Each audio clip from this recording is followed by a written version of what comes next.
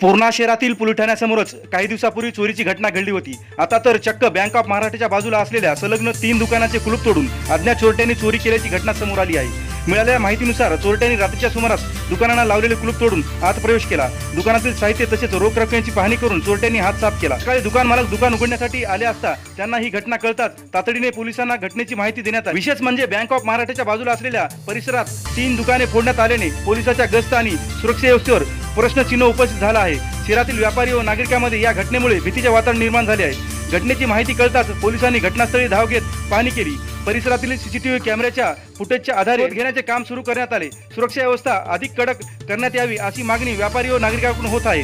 Bank of महाराष्ट्राच्या अगदी बाजूलाच 3 दुकाने फोडून चोरट्यांनी पोलिसांनाच खुले आव्हान दिले। आता या प्रकरणातील आरोपींना पोलीस कधी ताब्यात घेतील याकडे पूर्णा शहराचे लक्ष लागले आहे। काय झालं आपल्या दुकानात? तर काल मी 10 वाजता दुकान बंद करून संध्याकाळी गेलो। सकाळी येण्याच्या मार्गावर होतो 8 वाजता। तर त्यावेळेस आमच्या शेजारी लोकांनी सांगितलं की तुमचे दुकान दोन्ही लॉक तोडलेले आहेत।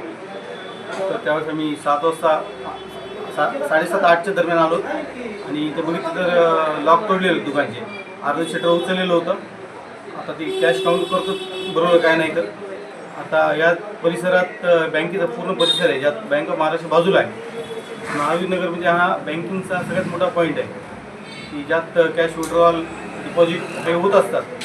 त्यानंतर मग इथं आजूबाजूच्या ऑनलाईनच्या 4-5 दुकानी आता रात्री चोरट्यांनी फोडल्यात।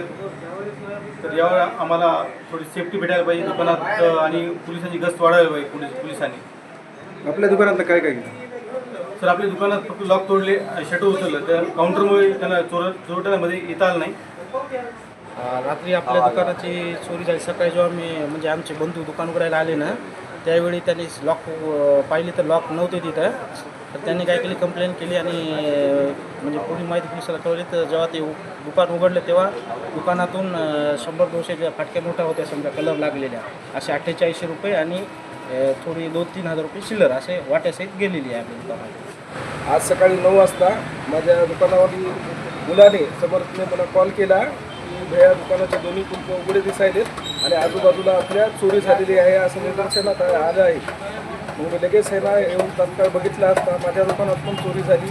माझ्या गल्ल्यातील साधारणतः 2,500 ते 3,000 रुपये होते, ते नेले। माझे काही डॉक्युमेंट्स होते, ID वगैरे, ते पण घेऊन गेले आणि अशा प्रकारे आमच्या संपूर्ण गल्लीमध्ये 3 ते 4 ठिकाणी चोरी झालेली आहे। ही अशी पोलीस प्रशासनाला विनंती आहे की वारंवार अशा जर चोऱ्या होत राहिलं तर पुण्याच्या नागरिकांनी काय करावं, कारण की आहे ना असं दिवसेंदिवस असं रोज अशा चोरीच्या आहे ना घटना आहे ना कानावर येत आहेत। आपल्याला वाटत होतं की लोकांच्या इथं होत आहेत म्हणून आपण इतक्या दिवस गपचूप बसत आहेत। आज आहे ना बँकेच्या शेजारी बँक ऑफ महाराष्ट्र एवढी मोठी नामांकित बँक असताना माझ्या दुकानाच्या बाजूला ATM आहे। ATM आणि बँक असताना जर चोरी होत असेल दुकानाला, ATMचा कॅमेरा 24 तास चालू असतो, तो कॅमेरा आहे ना तर चोरांनी फिरवला आणि इथं चोरी केली म्हणजे किती आहे ना ही दुर्दैवाची घटना आहे। उद्या आज जर दुकानात चोरी होईल तर बँक बाजूला आहे, उद्या बँकेत पण चोरी होऊ शकते, मोठी दुर्घटना घडू शकते। त्याच्यामुळे पोलीस प्रशासनाने वेळेत त्या चोरांना आहे ना पकडण्यात यावं आणि योग्य तो आम्हाला न्याय देण्यात यावा।